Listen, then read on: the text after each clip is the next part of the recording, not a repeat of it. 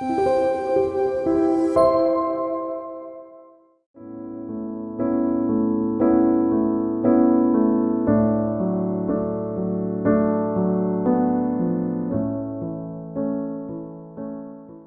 시간 우리 믿음의 고백을 하나님께 드림으로 말씀 앞에 나아가겠습니다. 하나님은 나를 사랑하신다. 하나님은 내 인생에 크고 비밀한 계획 가지고 계신다. 하나님은 오늘도 나와 동행하셔서 그 계획 이루어 주신다. 아멘. 그렇게 될 줄로 믿습니다. 아멘. 모든 사람이 서로 다른 환경, 다른 능력, 다른 외모를 가지고 태어나기 때문에 어떤 이에게 있어서 인생은 불공평하다 느껴질 수 있을지 모르겠지만 적어도 모든 사람이 죄인으로 태어난다는 데에는 공평함이 있습니다. 그리고 하나님의 기준으로 볼 때 모든 사람이 죄인이라는 점에서 한 사람이 가지고 있는 더 좋은 조건은 사람들에게는 굉장한 의미가 될지 모르겠지만 거룩하신 하나님에게는 아무런 의미가 없습니다. 우리 눈에 대단한 능력을 가지고 있는 사람일지라도 하나님 눈에는 그냥 능력 많은 죄인일 뿐이기 때문입니다. 사람이 죄인이기 때문에 하나님께서 인류에게 요구하시는 매우 공통적이고 근본적인 고백은 회개의 고백일 수밖에 없습니다. 누군가가 자신이 죄인이며 죄인으로 살았던 삶에 대해서 회개할 때 하나님께서 그들을 향하여서 마음을 여신다, 성경은 그렇게 기록하고 있기 때문입니다. 사실 성경이 하나님은 인생이 아니시기 때문에 후회하지 않으신다고 기록한다는 점에서 하나님께서 그분의 뜻을 돌이키신다는 것은 굉장한 선언일 수밖에 없습니다. 사람은 잘못된 선택을 하기 때문에 이런저런 생각으로부터 돌이켜야 되는 부분이 존재할 수 있지만 적어도 하나님은 결코 틀린 생각, 틀린 판단을 하실 수 없다는 점에서 하나님께서 그분의 생각을 돌이키신다는 것은 거의 하나님께 어울리지 않는 표현이기 때문입니다. 그런데도 놀랍게도 하나님께서 가장 하나님께 어울리지 않는 행동을 하실 때가 있다면 바로 인류가 회개할 때입니다. 하나님 앞에 자기의 삶에 대해서 회개할 때 하나님은 그 사람을 향해서 내리시려고 작정하셨던 심판을 철회하신다라고 그렇게 선언하기 때문입니다. 그런 점에서 인류에게서 회개는 은혜일지 모르겠지만 하나님에게는 매우 고통스러운 선택일 수밖에 없습니다. 하나님께서 그분의 공의로운 판단에 의해서 마땅히 받아야 되는 심판이라고 정해놓으신 것을 사람이 회개할 때 하나님이 스스로 철회하셔야 하기 때문입니다. 하나님께서 인류가 회개할 때 그들의 잘못에 대해서 하나님께서 심판을 철회하시는 가장 근본적인 이유는 사람을 사랑하시기 때문일 것입니다. 우리가 누군가를 사랑하고 있다는 여러 가지 증거가 있을 것입니다. 여러분 생각하시기에 여러분이 사랑을 받고 있고 또 누군가를 사랑하고 있다는 건 어떤 증거를 가집니까? 많은 증거가 있겠지만 가장 확실한 증거가 있다면 사랑하고 있으면 그는 용서하는 사람이 된다는 것입니다. 이상하게 우리는 누군가를 사랑하면 마음이 그렇게 시키는지는 잘 모르겠지만 사람을 향하여서 사랑하는 사람을 향해서 너그러워지는 특징을 가지고 있습니다. 다른 사람이 그런 잘못을 하면 쉽게 용서하지 않을 터인데 내가 사랑하는 사람이 똑같은 잘못을 하면 이상하게 용서가 쉬워집니다. 다른 집 아이가 어떤 행동을 하면 눈살을 찌푸릴 텐데 내 아이가 하면 그럴 수 있지. 심지어 똑같은 행동을 반복적으로 해도 내 아이를 향하여서는 정죄하는 마음이 생기는 것이 아니라 용서하는 마음이 생깁니다. 왜냐하면 모든 사랑에는 용서가 포함되어 있기 때문입니다. 여러분, 우리가 사랑 안에 용서가 포함되어 있고 이것 때문에 마음이 불편할 때가 종종 있습니다. 언제 그런가? 결혼하고 나서 주로 그러는 것 같습니다. 결혼한 아내들이 남편에게 왜 섭섭합니까?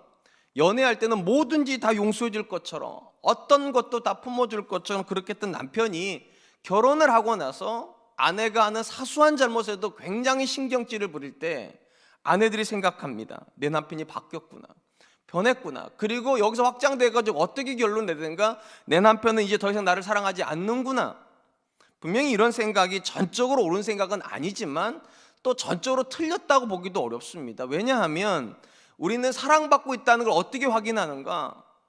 상대방이 나를 용서하고 있을 때 주로 확인하기 때문입니다.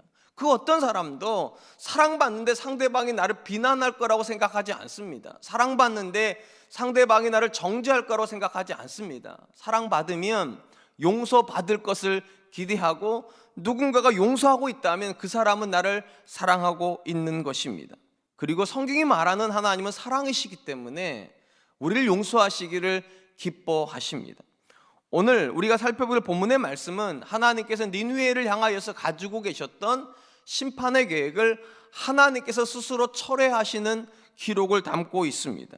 우리는 이 말씀을 통하여서 하나님의 마음을 움직이는 회개가 어떻게 진행되어야 되는지를 함께 살펴보려고 합니다. 우리가 지난 시간에 살펴본 것처럼 요나는 3일길이나 되는 니느웨였음에도 불구하고 단 하루만 심판에 대한 선포를 하였습니다. 그것도 정성스럽게 선포한 것이 아니라 매우 성의가 없이 심판에 대한 내용만 전하는 그런 모습을 보여주었습니다. 사실 외적으로만 보면 요나는 니느웨 사람들에게 이방인입니다. 어느 날 갑자기 낯선 사람이 자기들의 성에 와가지고 돌아다니며 산다는 소리가 이 성이 멸망한다, 그렇게 외쳤다고 한 번만 생각해 보시기 바랍니다. 니느웨 사람들 입장에서는 굉장히 황당한 사건이고 굉장히 불쾌했을 겁니다. 한 번 얼굴 본 적도 없는 사람이 기껏 와서 한다는 소리가 너희 성이 3일이 지나면 멸망한다, 그렇게 말하면 저 같으면 굉장히 화가 났을 것 같습니다. 그런데 놀랍게도 우리 눈에는 굉장히 불쾌하고 어딘가 사람을 굉장히 어렵게 만드는 그런 사역을 하고 있는 요나의 이 사역이 우리가 생각하는 것과 전혀 다른 방향으로 흘러간다는 것입니다. 요나서 3장 5절 말씀입니다. 니느웨 사람들이 하나님을 믿고 금식을 선포하고 높고 낮은 자를 막론하고 굵은 베옷을 입은지라. 상황적으로 놓고 보면 니느웨 사람들이 이방인이었던 요나가 하고 있는 이 불친절하고 불쾌한 이 메시지를 흘려듣지 않은 것만으로도 기적입니다, 사실은. 근데 이 본문에서 니느웨 사람들은 이 이방인의 소리를 진심으로 듣습니다. 진심으로 듣는 것이 아니라 그걸 마음으로 받아가지고 회개를 하고 높은 자로부터 낮은 자까지 다 굵은 베옷을 입었다. 굉장한 사건입니다. 그것보다 더 놀라운 것은 이 소식이 왕의 귀에 들렸을 때 왕이 했던 반응입니다. 왕이 분노하지 않습니다. 그리고 왕도 역시 왕의 자리에서 내려와서 왕복을 벗고 굵은 베옷을 입고 더 놀라운 것은 제 위에 앉아서 회개를 했다는 것입니다. 그리고 그것이 끝이 아닙니다. 즉시로 왕의 이름으로 조서를 작성을 하는데 조서의 내용이 굉장히 충격적입니다. 짐승들까지 물 한 방울 먹게 하지 마라. 여물을 못 먹는 게 아니라, 음식을 못 먹는 것이 아니라 여물 포함해서 물까지도 못 먹고 사람을 포함한 모든 짐승이 다 굵은 베옷을 입어라, 이렇게 기록을 합니다. 요나서 3장 8절로 9절입니다. 사람이든지 짐승이든지 다 굵은 베옷을 입을 것이요 힘써 하나님께 부르짖을 것이며 각기 악한 길과 손으로 행한 강포에서 떠날 것이라.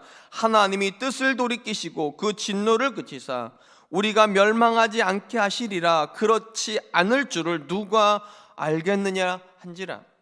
아마도 아수르 왕은 하나님이 심판을 할 때 사람만 재앙을 받는 것이 아니라 모든 짐승도 함께 재앙을 받을 것이기 때문에 사람만 회개하는 건 불충분하다고 느꼈던 것 같습니다. 살기 위해서는 짐승도 마땅히 회개해야 된다. 그러니까 사람만 못 먹지 말고 짐승들에게도 먹이지 말고 사람만 회개하지 말고 짐승들도 회개시키라는 것입니다. 그리고 이렇게 하는 행동에서 끝나는 것이 아니라 니느웨 사람들에게 선언합니다. 너희의 악한 길에서 떠나라고. 왜 그래야 되는가? 혹시 이 모든 걸 보시고 하나님이 우리를 긍휼히 여기실지 모른다. 그래야 심판이 지나간다.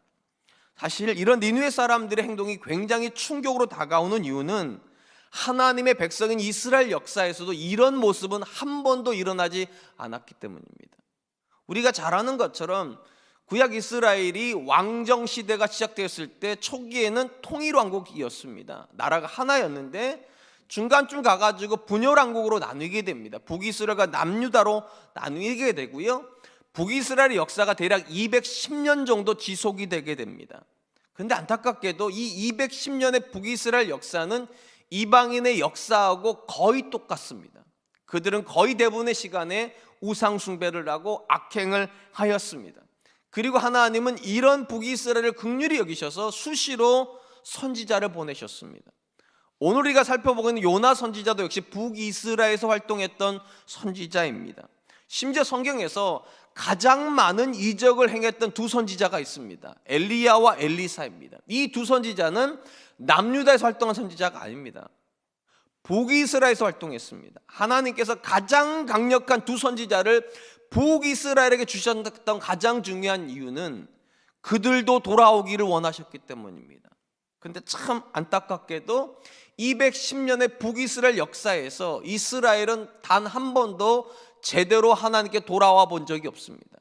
수많은 이적을 경험했고 놀라운 선지자의 메시지를 들었음에도 불구하고 그들은 한 번도 굵은 베옷을 입은 적이 없습니다. 그런데 오늘 본문에 나오는 요나는 대단한 선지자도 아닙니다.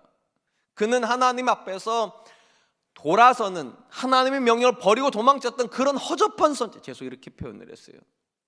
그리고 정성스럽게 메시지를 전한 것 같지도 않습니다. 단 한마디, 이 성이 사흘이 지나면 망하리라, 이 메시지 하나 줬을 뿐입니다. 그런데 놀라운 일이 벌어집니다. 니느웨 사람들이 높은 자리로부터 낮은 자리까지 모든 동물까지 음식을 철폐하고 굵은 베옷을 입고 회개를 시작합니다. 그런 점에서 엄밀히 말하면 이 요나서에서 나오는 진짜 기적은 요나가 3일 만에 살아난 게 아닙니다. 니느웨 사람들이 회개한 겁니다. 상식적으로 이방인들이 회개한다는 건 있을 수 없는 일인데 놀랍게도 이 니느웨 사람들이 온 성이 함께 하나님께 집단적으로 회심했다. 기적입니다. 오늘 우리가 본문의 말씀을 통해서 살펴보려고 하는 것은 니느웨 사람들이 했던 이 회개의 모습 속에서 우리가 닮아야 되는 모습이 있습니다. 그리고 이 니느웨 사람들의 모습을 보시고 하나님 결국 하나님의 마음을 바꾸시거든요. 도대체 이들이 어떤 모습을 보여주었기에 하나님께서 그분의 마음을 바꾸셨을까? 먼저 주목하려고 하는 것은 이 니느웨 사람들이 하고 있는 회개의 출발점입니다. 그들의 회개는 이렇게 출발합니다. 니느웨 사람들이 하나님을 믿고 금식을 선포하고, 일단 중요한 건 그들이 하나님을 믿었다는 사실입니다. 근데 여기서 의문이 드는 게 하나가 있습니다. 이 니느웨 사람들은 정말 하나님을 믿은 것일까? 왜냐하면 우리가 성경에서 발견하는 이방인들의 특징이 있습니다. 그들의 믿음은 다신론적 믿음이라는 겁니다. 하나의 신을 믿지 않습니다. 다양한 신을 동시에 믿습니다. 그 말은 이들이 하나님을 믿었다는 것은 그들의 신의 리스트에 하나님을 집어넣었다는 의미일 것이고, 그 말이 사실이라면 성경적 관점에서 그들의 믿음은 진실한 믿음 아닙니다. 오직 하나님을 향한 믿음이 진짜 믿음이죠. 그렇게 본다면 여기서 나오는 하나님을 믿었다라고 하는 니느웨 사람들의 표현은 하나님을 믿었다는 것이 아니라 하나님이 그들에게 내리시기로 작정한 심판이 임할 것을 믿었다. 그리고 그것이 그들로 하여금 두렵게 만들었기 때문에 회개하게 만들었다는 것입니다. 그럼에도 불구하고 이 니느웨 사람들이 보여주고 있는 태도는 굉장히 남다릅니다. 왜냐하면 하나님께서 그들을 심판하겠다고 말을 할 때 니느웨 사람들이 얼마든지 이렇게 말할 수 있었을 겁니다. 그런 심판의 소리는 니네 나라가 사라고, 우리는 그런 소리 듣고 싶지 않다고, 얼마든지 그렇게 말할 법도 한데 심판의 메시지가 선포되자마자 그들은 그것을 받아들였다는 겁니다. 무슨 말입니까? 니느웨 사람들은 자기가, 그리고 자기 민족이 죄인이라는 걸 인정하는 민족이었다는 겁니다. 그렇기 때문에 거부하지 않습니다. 쉽게 말하면 이런 거, 우리같이 살았으면 마땅히 심판받는 게 맞지, 우리같이 나라를 경영했으면 하나님께서 심판하는 게 맞지, 그렇게 받아들였다는 겁니다.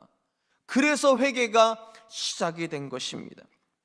그런 점에서 요나서에서 발견하는 이 니느웨 사람들에게서 우리가 배워야 되는 것은 이것입니다. 하나님은 우리가 인정하기를 원하신다는 겁니다. 내가 잘못 살고 있지, 이렇게 사는 것이 하나님 눈에 굉장히 나쁜 거지. 이 다윗의 모습을 보면은요, 다윗이 다른 것으로도 굉장히 훌륭하지만 잘못을 시인하고 그것을 받아들이는 태도에서 굉장히 남다르다는 사실을 발견하게 됩니다. 특별히 다윗이 자기의 아들이었던 압살롬에게 쫓겨서 예루살렘에서 쫓겨나가는 상황이 있었습니다. 아들에게 쫓겨나가는 상황도 황망한데 그거보다 더 황당한 일을 겪게 됩니다. 다윗이 쫓겨났는데 시므이라고 하는 사람이 강 건너편, 좁은 강을 사이로 두고 강 건너편에서 도망가는 다윗을 저주하기 시작합니다. 시므이가 왜 이렇게 하는가? 시므이의 출신 지파가 다윗의 전임 왕이었던 사울과 똑같은 베냐민 지파였기 때문입니다. 시므이가 이렇게 저주합니다. 너가 사울 왕에게 그렇게 한 것을 하나님이 네 아들 통해서 갚으시는 거라고, 하나님께서 너 심판하시는 거라고 저주를 합니다. 이 말을 듣고 있었던 다윗의 모든 장군들이 화가 납니다. 어떻게 저런 놈이 하나님 앞에서 왕을 저주할 수 있습니까? 당장 가서 쳐 죽이겠습니다. 그때 다윗이 시므이에게 화를 내는 것이 아니라 자기의 군인들에게 화를 냅니다. 그리고 이렇게 말을 합니다. 사무엘하 16장 10절 말씀, 왕이 이르되 수르야의 아들들아 내가 너희와 무슨 상관이 있느냐? 그가 저주하는 것은 여호와께서 그에게 다윗을 저주하라 하심이니 내가 어찌 그리하였느냐 할 자가 누구겠느냐 하고, 다윗이 뭐라고 말합니까? 저가 나한테 저주하는 것 때문에 니네가 왜 불편하냐고, 나는 저주받아 마땅한 짓을 한 거 아니냐고, 나는 죄인이 맞다고, 저 사람이 하는 말이 틀리지 않다고, 내가 밧세바를 범했고 그것 때문에 내 아들도 나를 반역을 하는데 나랑 아무 상관없는 저 사람이 왜 나를 저주하는 것 때문에 너희가 분노하냐고. 이런 마음이 있으니까 다윗이 하나님께 회개할 수 있는 겁니다. 내가 잘못한 거라고, 내가 틀린 거라고. 하나님께서 마음을 돌이켜주시는 대상은 언제나 이 마음이 있는 사람입니다. 내가 의인이 아니라 내가 하나님 앞에 죄인입니다. 하나님, 내가 잘못했습니다. 이 고백이 드려질 때 하나님의 마음이 움직여지는 것입니다. 사랑하는 성도 여러분, 성경이 말하는 회개에는 두 가지의 출발점이 있지 싶습니다. 두 가지가 인정이 돼야 회개가 시작이 됩니다. 첫 번째 출발점은 존재론적인 인식입니다. 내가 하나님께 의인이 아니라 죄인이다. 이 존재론적인 인식이 들어가야 되고, 두 번째 인식은 이 죄인이 하나님께 심판받는다는 두려움에 대한 인식입니다. 이 두 가지가 같이 있어야지만 하나님이 찾으시는 회개가 시작이 됩니다. 근데 참 안타깝게도 이 두 가지가 다 우리에게 어렵다는 사실입니다. 심지어 성도임에도 불구하고, 그래서 하나님 앞에서 바른 삶을 살아야 되는데도 그렇지 못한 삶을 사는 게 종종 우리 모습 아닙니까? 그때 우리가 하나님께 인정합니까? 내가 잘못했습니다, 이렇게? 아니죠. 대부분 어떻게 합니까? 나만 이런 거 아니잖아요. 다른 사람도 다 그렇게 살아요. 심지어 목회자를 향해서 그렇게 말하죠. 목사님 설교는 하지만 목사님도 저렇게 못 살 거야 아마. 그러니까 다른 사람도 못 살고 있는데 왜 나한테만 그러시냐고. 우린 그런 식으로 합니다. 심지어 하나님께서 나를 심판하실 거라는 생각은 아예 없습니다. 어떤 생각만 있는가? 하나님이 나를 사랑하시기 때문에 이 문제도 용서하실 거라고. 그리고 그냥 나는 지나가 버리는 그런 생각쯤으로 생각을 합니다. 그런데 여러분, 반드시 기억하십시오. 다른 사람이 나처럼 살고 있다고 해서 내가 죄인이 아닌 건 아닙니다. 사람들이 우리의 기준이 아닙니다. 하나님이 우리의 기준입니다. 하나님의 눈에 내가 올바르지 않으면 죄인인 거예요. 이 인식이 우리의 첫 번째 인식이 되어야 돼요. 내가 다른 사람보다 비교적 좋은 사람이다, 의미 없습니다. 하나님의 눈에 좋아야죠. 내가 다른 사람보다 조금 더 나은 선택을 하고 있다, 의미 없습니다. 하나님이 기뻐하는 선택을 하셔야 됩니다. 또한 기억하셔야 됩니다. 하나님이 아무리 저와 여러분을 사랑하여도 하나님의 기준에 빗나가 있으면 하나님은 심판하시는 분이십니다. 그래야 우리가 바른 길로 올 거니까요. 하나님의 궁극적인 목적은 때리시는 게 아니라 바른 길로 오게 하시는 것이고, 바른 길로 오게 하시는데 때리는 게 필요하다면 때리실 겁니다. 이 두 가지가 인정이 돼야 됩니다. 저는 우리 사랑과 하나님께 성도님들 안에 이 두 가지의 고백이 있었으면 좋겠습니다. 나는 하나님 앞에 절대적으로 의로운 존재가 아니라 죄인일 뿐이고, 이 죄인을 향하여서 하나님이 지금도 때리실 준비를 하고 있다는 이 두려운 마음이 하나님 앞에 나아가서 회개하게 만드는 그런 동기가 될 수 있기를 주님의 이름으로 축원드리겠습니다. 두 번째로 우리가 이 니느웨 사람들의 회개 모습에서 주목해야 되는 것은 그들이 하나님께 힘써 부르짖었다는 사실입니다. 이런 모습은요, 그들의 회개가 형식적이 아니라 진심이었다는 걸 보여줍니다. 제가 앞에서도 말씀드렸듯이 굉장히 놀라운 기록이라니까요. 짐승들을 안 먹인 거 그럴 수 있어요. 짐승들에게 물을 안 준 거 그럴 수 있어요. 근데 놀라운 건 짐승들에게도 굵은 베옷을 입혔다고. 여러분, 집에 짐승이 몇 마리가 있을까요? 한번 생각해 보세요. 양떼도 입혀야 될 것이고 소떼도 입혀야 될 건데 그렇게 했다는 겁니다. 그 정도로 그들은 절박했다는 겁니다. 그 정도로 그들의 회개는 진심이었다는 거예요. 나만 회개해서는 안 되고 내 자식만 회개해서는 안 되고 우리 집에 있는 모든 것들이 다 하나님께 돌아가야 된다. 그래서 그들은 절박하게 하나님을 붙잡고 있는 것입니다. 사실 회개에서 하나님을 향한 이 절박함의 고백이 왜 필요할까? 조금만 생각해 보면 이건 당연한 겁니다. 여러분, 우리가 하나님 앞에서 음식을 끊어내고 금식하면서 회개하면 죄가 없어집니까? 아닙니다. 우리가 아무리 금식을 해도 죄는 여전히 있습니다. 언제 그 죄가 없어지는가? 하나님이 그 죄를 철회시켜 주셔야 됩니다. 그 심판을 철회시켜 줘야 그 죄가 없어지는 거예요. 근데 만약 내가 하나님의 마음을 움직일 수 없다면 그 죄는 없어지지 않습니다. 그렇기 때문에 간절히 부르짖어야 되는 거예요. 금식만 하는 게 아니라, 잘못됐다는 생각만 하는 게 아니라 하나님이 그 죄의 짐을 옮겨주시기를 위해서 간절함으로 부르짖어야 됩니다. 무엇보다도 회개의 자리에서 왜 우리의 간절함이 필요한가? 하나님이 주목하시는 모든 기도는 언제나 전심으로 드려지는 기도일 때일 뿐이기 때문입니다. 성경 어디에도요, 대충 기도했는데, 적당히 기도했는데 하나님이 들으시더라, 이런 기록이 없습니다. 제가 자주 말씀드리지 않습니까? 구약 성경에 나오는 모든 기도는 다 부르짖는 기도입니다. 간절함으로 부르짖는 기도에 하나님은 언제나 응답하셨습니다. 이 부분에서 우리가 정말로 생각해 볼 만한 기록이 하나가 있습니다. 열왕기에 보면 이스라엘 역사에서 가장 사악한 왕이 기록이 되어 있습니다. 여러분의 마음에 있는 바로 그 왕입니다. 아합 왕입니다. 그는 아내를 굉장히 잘못 들였습니다. 시돈의 공주였던 이세벨을 데려왔는데, 이세벨이 결혼을 올 때 지창금으로 뭐를 가져왔나? 물론 그런 건 아니지만 기록을 보면 그런 느낌이에요. 아합과 결혼하러 오면서 바알을 데리고 왔고 아세라를 데려왔습니다. 이 바알과 아세라가 우상입니다. 그리고 이 우상 때문에 북이스라엘 210년의 역사 동안 단 한 번도 이 우상으로부터 벗어나 본 적이 없습니다. 결국 이 여자 때문에 북이스라엘은 우상의 왕국이 되어버린 겁니다. 근데 이 아합하고 이세벨이 개인적으로 한 잘못도 기록이 되어 있습니다. 대표적인 게 나봇의 포도원을 빼앗은 겁니다. 이 아합의 왕궁 옆에 나봇의 포도원이 있었습니다. 아합이 거기다가 채소밭을 만들고 싶었습니다. 그래서 나봇에게 팔으라고 그러는데 나봇이 못 팝니다. 아니, 팔 수가 없습니다. 왜냐하면 유대인들의 정서는요, 땅은 하나님이 주신 겁니다. 함부로 못 팔아요.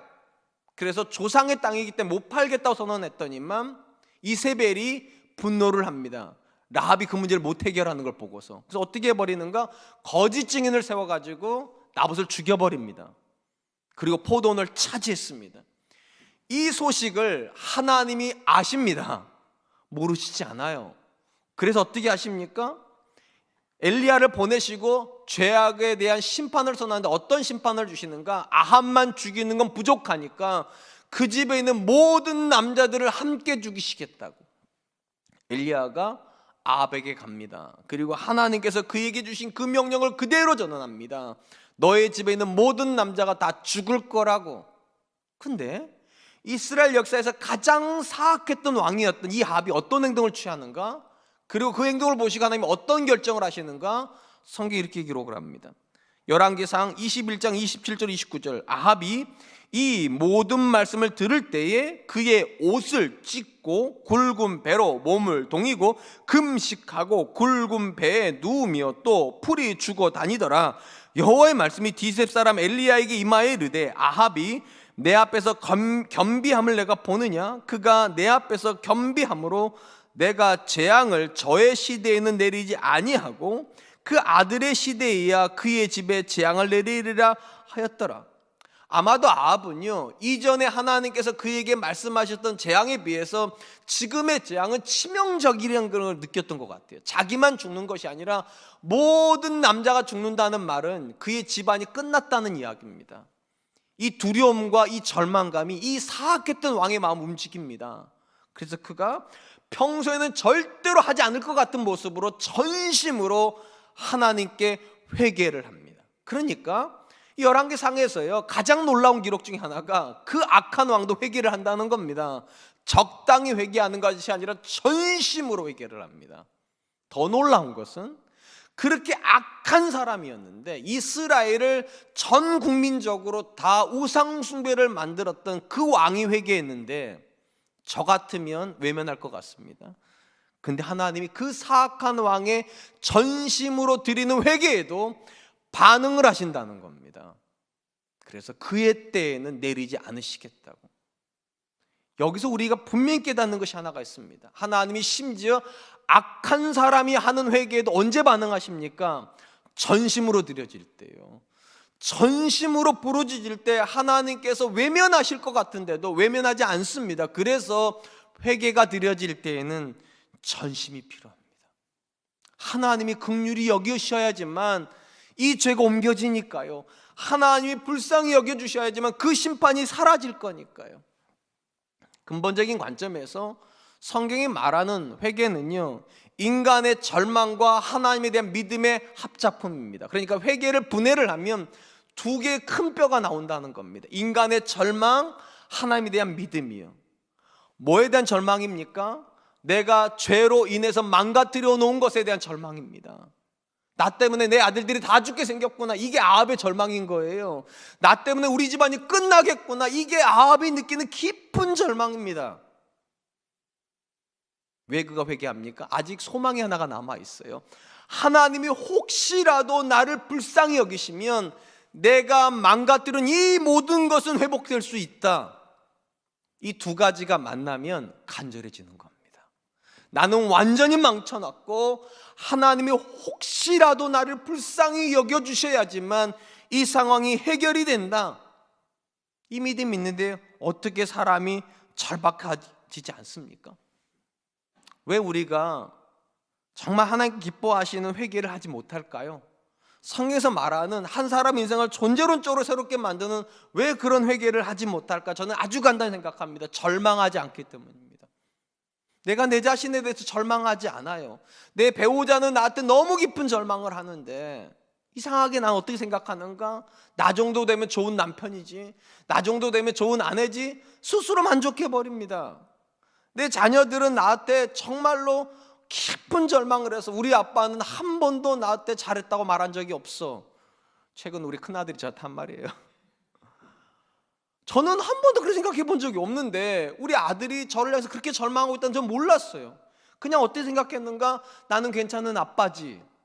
그러니까 적당히 회개를 하지 깊은 회개로 들어가지 않습니다. 주변의 사람들에게도 이렇게 생각을 합니다. 주변 사람들이 나를 보면서 깊은 절망을 할 걸 생각하지 않고 나 정도 되면 괜찮은 사람이 이렇게 생각을 하니까 교회를 다니는데도 절망할 줄 모릅니다. 그러니까 기도 안 합니다. 기도 안 하니까 변화가 없습니다. 한 번만 생각해 보시죠. 정말 우리 주변 사람들은 나한테 절망 안 하고 있습니까?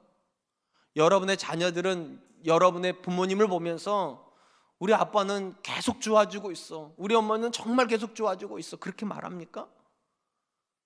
내 배우자는 나를 보면서 점점점 내 모습이 기대가 된다고 그렇게 말합니까? 아니면 혹시 이렇게 살다가 죽으면 그만이지 뭐 천국 가면 저 얼굴 안 볼지 몰라, 천국 가서는 저 사람이랑 같이 안 살지 몰라, 그런 깊은 절망을 가지고 있지 않습니까? 분명한 건 인간에 대한 절망, 특별히 자기 자신에 대한 절망하고 하나님을 향한 갈망은 비례한다는 겁니다. 나에 대한 절망이 깊으면 깊을수록 하나님을 향한 간절함도 같이 깊어집니다. 왜냐? 나는 나를 못 고치니까요. 나는 나를 새롭게 하지 못합니다. 아합이 왜 그렇게 깊은 하나님을 향한 갈망을 가집니까? 자기 문제를 자기가 못 해결하기 때문입니다. 하나님만이 해결하실 수 있다. 이 본문에 나오는 왜 니느웨 사람들이 높은 자리부터 낮은 자리까지 양부터 염소 모든 짐승까지 다 하나님 앞에 나가야 된다고 왕이 그렇게 말합니까? 문제를 자기들이 못 푸니까요. 하나님만이 풀 수 있다고 믿으니까요. 어떤 사람을 향해서 하나님께서 마음을 움직여 주십니까? 이 고백이 있는 사람이에요. 나는 망가뜨렸을지만 하나님은 회복시키실 수 있다고. 나는 절망하지만 하나님 안에는 소망이 있다고. 이 고백이 있는 사람을 향해서 하나님은 마음을 움직여 주시는 줄로 믿습니다. 사랑하는 성도 여러분, 성경이 말하는 거듭남은 굉장한 신비입니다. 왜냐하면 이전 것은 지나갔으니 보라 새 것이 되었다. 완전히 새 것이라고 선언하는 것이 거듭남이기 때문입니다. 그런데 한 번만 스스로에게 물어보시기 바랍니다. 정말 우리는 예수님 믿고 새로워졌습니까? 여러분의 배우자는 여러분을 보면서 당신 정말 놀랍다고, 어떻게 이렇게 매일같이 새로워지냐고, 나이가 들면서 어쩜 이렇게 더 성숙해지냐고 그렇게 말합니까? 여러분의 자녀들은 여러분의 부모님을 보면서 하나님께서 나한테 이런 부모 주시기 너무 감사하다고 그렇게 말하면서 내 아버지의, 내 어머니의 새로워짐을 날마다 누리고 있습니까? 근데 제가 이렇게 말하면서도 제 안에서 느끼는 게 이런 거예요. 왜 예수님 믿는데도 이런 고백이 우리에게 익숙하지 않을까? 왜 예수님 믿는 우리 가정인데도 왜 우리 아버지는 그렇게 완고하고 우리 부모님들은 그렇게 매일같이 서로 죽지 못해서 사는 것처럼 부딪히고 충돌하고 원망하고 그럴까? 분명히 성경이 말하는 거듭남은 새로움이고, 이 새로움은 우리를 행복하게 만들 거고 감사하게 만들 건데 왜 우리 안에는 그런 일이 일어나지 않을까? 답은 의외로 간단합니다. 이 거듭남 바로 앞단추가 안 들어가고 있기 때문입니다. 거듭남의 앞단추가 뭡니까? 회개하라입니다. 회개하라. 이 회개가 드려져야지만 하나님께서 우리 안에서 사람을 완전히 새롭게 바꾸시는 겁니다. 그리고 성경이 말하는 진정한 회개는 적당한 뉘우침이 아닙니다. 굉장히 많은 분들이요, 적당히 뉘우칩니다. 적당히. 그러다 보니까 하루 정도, 이틀 정도는 좋은 남편인 듯해요. 근데 3일쯤 되면 다시 원자리로 돌아가 버립니다. 며칠 정도는 좋은 부모인 것 같아요. 근데 며칠이 지나면 또 좋은 부모가 아니라 나쁜 부모 자리로 돌아가 버립니다. 왜 그런가? 좌절감이 없기 때문입니다. 나는 철저하게 잘못되어 있구나. 내가 나를 못 고치는구나. 내가 아무리 노력을 해도 며칠은 버틸지 모르지만 나는 근본적으로 새로워질 수 없는 존재인가 보다. 이 좌절감이요. 그래야 하나님 향한 소망이 보여요. 하나님만이 나를 새롭게 하실 수 있겠구나. 하나님, 나를 좀 바꿔주시면 안 됩니까? 이 완고한 내 태도를 좀 바꿔주시고 내 자녀를 받아들이지 못하는 이 마음의 장벽을 좀 무너뜨려 주시고 나도 좀 자녀를 받아들일 수 있고 나도 좀 내 아내를 받아들일 수 있고 나도 내 주변 사람을 좀 받아들여 줘서 그들이 내 안에서 천국을 좀 누리면 안 됩니까? 하나님? 그렇게 가야 경험하게 되는 거예요. 보라, 이전 것은 지나갔으니 새 것이 되었도다. 우리 안에 죄인에 대한 고백을 가진 분들이 많습니다. 근데 이게 절망을 못 만나니까요, 간절함으로 안 갑니다. 간절함으로 가야 하나님의 귀가 우리의 기도를 향하여 온다니까요. 이 니느웨 사람들에게 보여준 두 번째 모습이 바로 그겁니다. 그들은 자기가 죄인인 것만 인정한 것이 아니라 간절함으로 하나님을 붙잡더라. 저는 우리 사랑과 은혜 성도님들도 그럴 수 있었으면 좋겠습니다. 마지막으로 우리가 니느웨 사람들이 하고 있는 이 회개에서 주목해야 되는 것이 있다면 그들은 금식과 간절함에서 멈춘 것이 아니라 그들의 삶의 방향을 바꾸었다는 겁니다. 그들의 악한 길에서 떠나게 됩니다. 그리고 이것이 결정적으로 하나님이 그들을 향하여서 마음을 옮기시게 된, 심판을 철회하게 된 계기가 됩니다.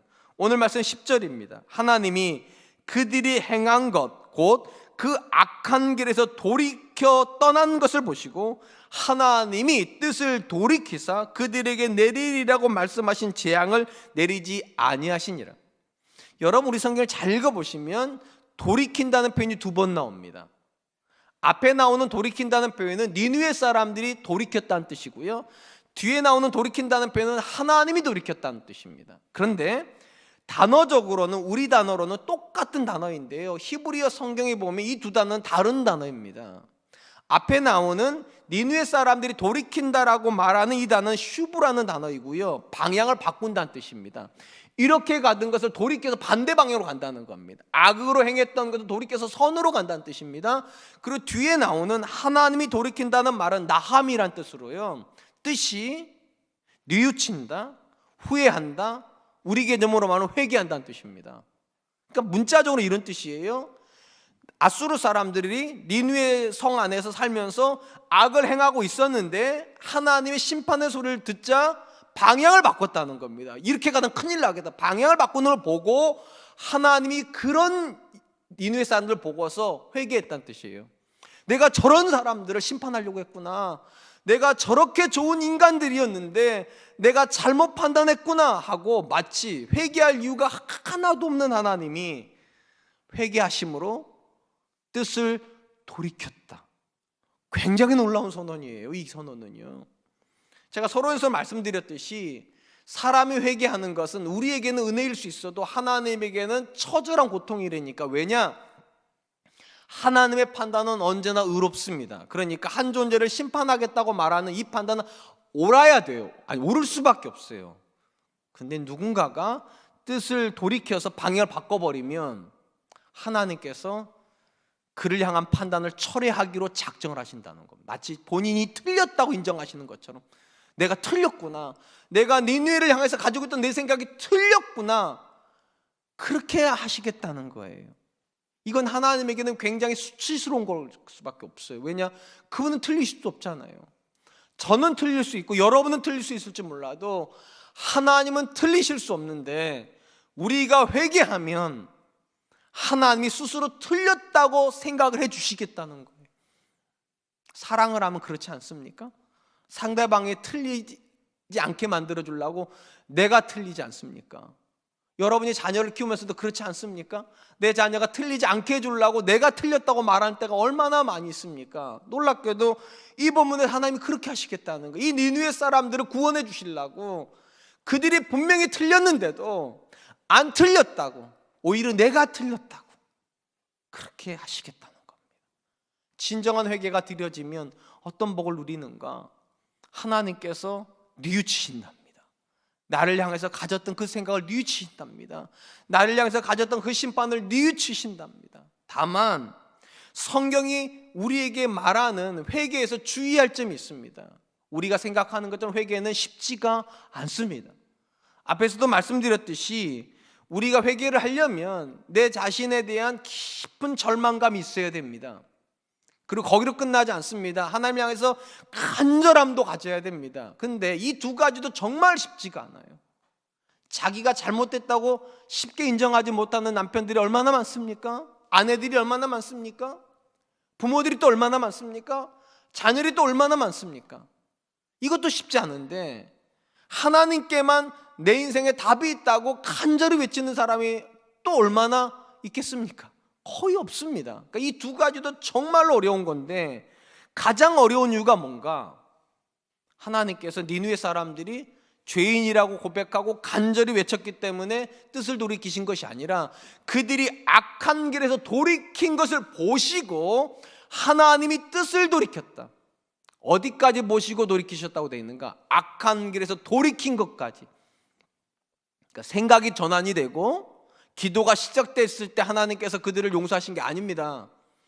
그들의 길이 바뀔 때 비로소 하나님께서 그들을 용서하신 겁니다. 그런 점에서 성경이 말하는 진정한 회개는 생각의 전환이 아닙니다. 길의 전환입니다. 길이 안 바뀌면 생각이 아무리 바뀌어도 소용없습니다. 우리 마음이 아무리 하나님에서 열려 있어도 상관없습니다. 길이 바뀌어야 됩니다. 아내를 향해서 가졌던 내 생각의 길을 바꿔야 됩니다. 남편을 향해서 가졌던 내 생각의 틀을 고쳐야 됩니다. 자녀를 향해서 가졌던 고정관념을 내가 깨야 됩니다. 그래야 하나님이 뜻을 돌이키십니다. 사랑하는 성도 여러분, 예수님께서 하신 말씀 중에 우리가 늘 기억해야 되는 말씀이 하나가 있다 생각합니다. 열매로 알지니라. 한 존재가 어떤 존재인가 하나님은 그의 뇌를 들여다보지 않습니다. 그의 언어도 들여다보지 않습니다. 물론 다 보시겠지만 하나님의 최종 판단은 어디서 드러났는가? 그가 맺고 있는 열매를 보시고 그 존재를 판단하신다. 저는 이게 굉장히 의미가 있다고 생각합니다. 왜냐하면 우리 중에는 좋은 생각을 하는 아무 열매가 없는 사람들이 굉장히 많기 때문입니다. 말씀을 듣고 책을 읽고 성경을 읽을 때마다 생각합니다. 좋은 남편 돼야지, 좋은 아빠 돼야지, 좋은 부모 돼야지. 그리고 아무 일도 없었더라. 얼마나 많은 세월을 우리가 그렇게 살았습니까? 좋은 생각은 있었는데 좋은 사람이 돼본 적이 없습니다, 우리가. 그래서 좋은 생각은 절대로 좋은 사람이 아닙니다. 좋은 생각은 좋은 생각일 뿐이에요. 좋은 사람은 좋은 열매인 겁니다. 좋은 열매가 맺어질 때 하나님이 비로소 이는 새로워졌다고 말씀하시는 거고, 새로워진 걸 확인했기 때문에 하나님께서도 뜻을 돌이키신다는 거예요. 한번 스스로에게 물어보시기 바랍니다. 저는 여러분들 안에 좋은 생각이 있다는 거 믿습니다. 적어도 우리가 하나님의 형상으로 창조되었기 때문에 우리 안에 좋은 생각 다 있습니다. 범죄하는 수많은 사람들도 처음 시작은 다 좋은 생각으로 출발을 합니다. 문제는 좋은 생각을 끝까지 지탱해낼 수 있는가죠. 그게 믿음인 거고요.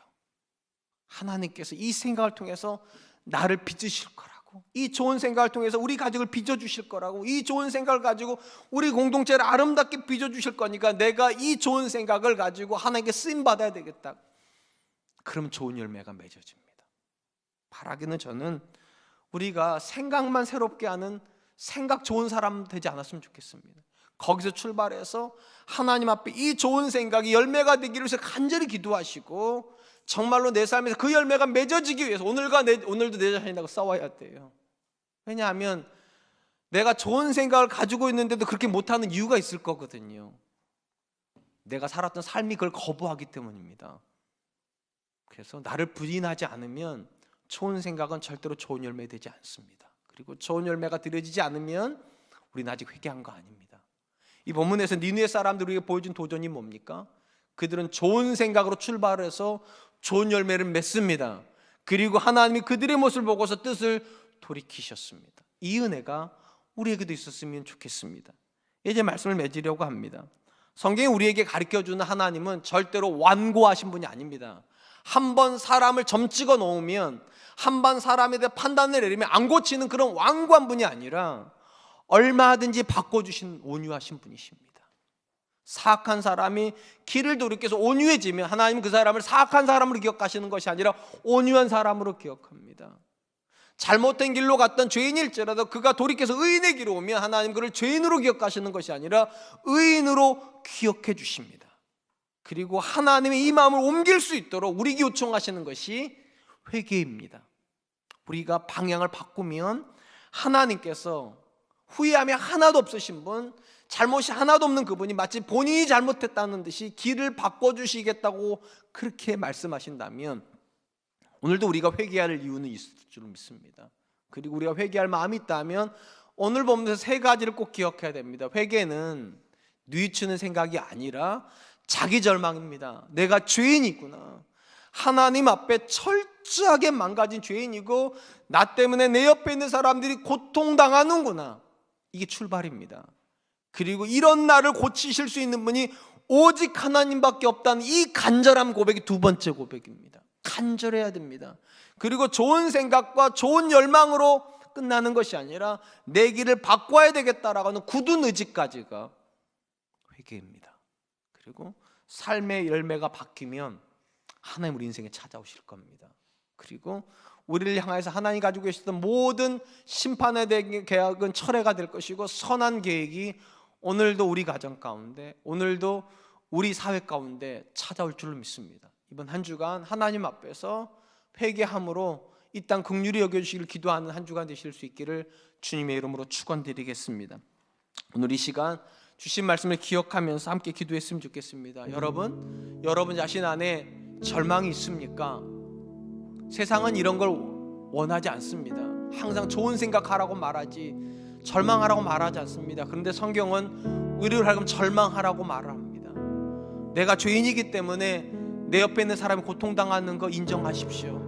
내가 변화되지 않고 있기 때문에 내 자녀에게 믿음이 안 들어간다는 거 인정하십시오. 그리고 절망하십시오. 하나님, 나는 나를 고치지 못합니다. 그리고 하나님께 간절해 주십시오.